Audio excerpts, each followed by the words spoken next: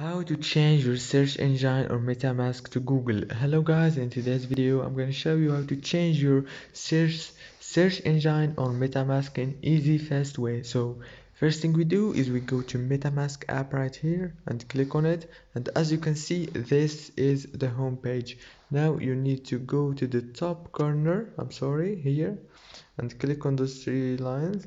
Now you need to choose settings on those options, and after that you need to choose the first option, general, and here you go. Now you will find search engine option, and you can change it to Google or leave it on DuckDuckGo.